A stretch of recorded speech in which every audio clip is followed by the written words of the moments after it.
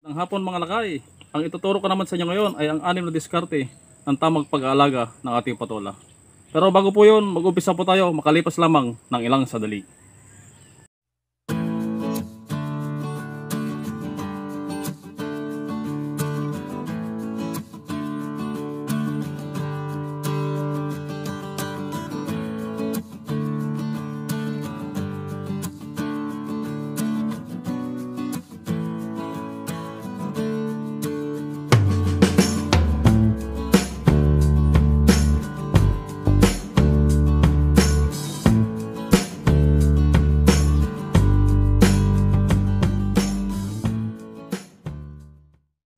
So bago po tayo mag-umpisa ay gusto ko munang humingi po sa inyo ng paumanhin dahil yung aking ididemong patola ay yung patola kong binagyo at wala po kami pakitang patola maganda sa inyo dahil yun nga, binagyo nga.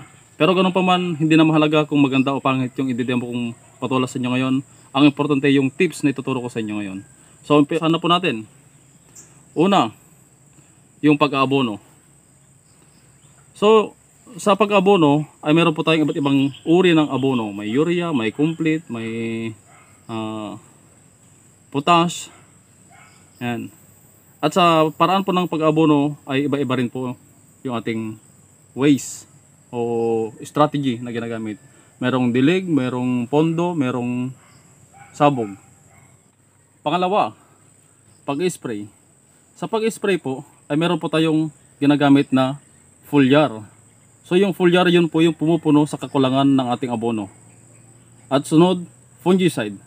Yung fungicide, siya po yung dumidepensa o nagsisilbing parang bitamina ng ating halaman para malayo sa sakit at para hindi tamaan ng sakit. At pesticide. Yun po yung mga peste na gumagapang at naninira ng ating mga bunga o naninira sa bunga ng ating mga pananim. At yung insecticide, yun po yung mga kulisap na mga lumilipad at nangingitlog. At yung itlog po nila ay nagiging uod. So yun po yung una at pangalawang basic procedure ng ating paggugulay. Pangatlo, pagpupruning. So yung pagpupruning, katulad po nito, mga inakyat na po ng mga fungus, tinaman ng mga iba't ibang sakit, binahay ng kulisap, yan. Inakyat ng lamig, lahat na. So dapat yan, pinupruning po natin yan. Para hindi na po isang sagabal o hindi niya na isang pakainin pa. O hindi niya na isang problema pa. Para yung sustansya po nito ay mapupunta na lang sa bunga. Pang-apat, pagpapaakyat. So katulad po nito. Pag ubos na po yung bunga ng ating patola, ang susunod naman natin yan, yung mga bagong gaway na nasa yan. Pansin po ninyo yung puno niya na dito. Yan. Ito yung puno niya.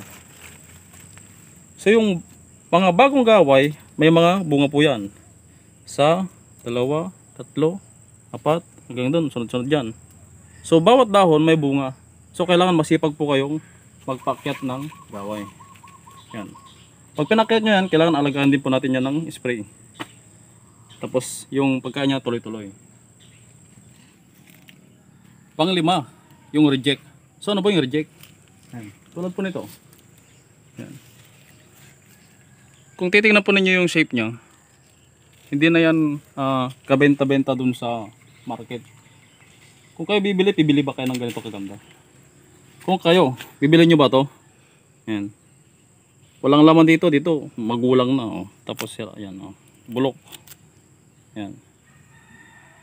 So itong reject na to, kung tamad po kayo mag-alis ng reject, isa pa to sa mga pinapakain ng ating halaman. So kailangan inaalas din po natin to. At yung panghuli. Yung panghuli po natin, kahit ginawa mo na yung pag-abono, pag-i-spray, pagpupruning, pagpapaakyat, pag-alis ng reject, kung yung pang-anim ay hindi mo ginawa, useless ang lahat. So ano ba yung pang-anim? Yan, ito tuturo ko sa inyo.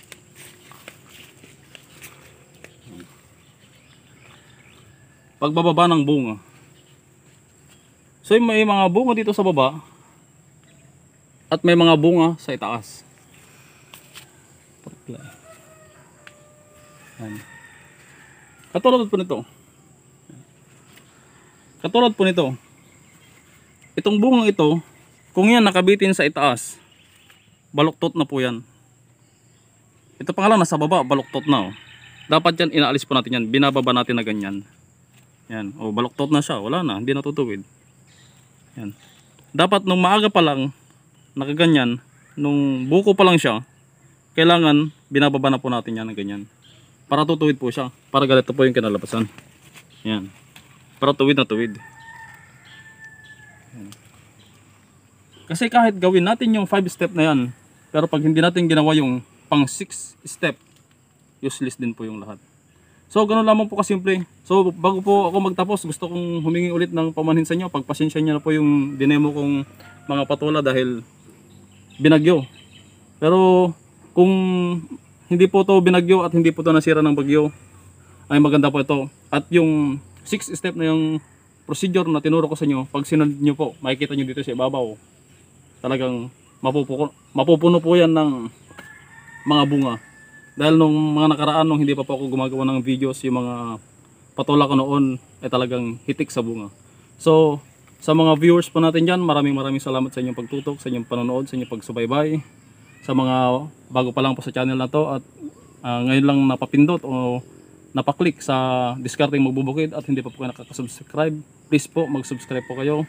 Kailangan po nating suportahan yung mga magsasakang Pilipino. Please makiisa po kayo sa mga magsasakang Pilipino.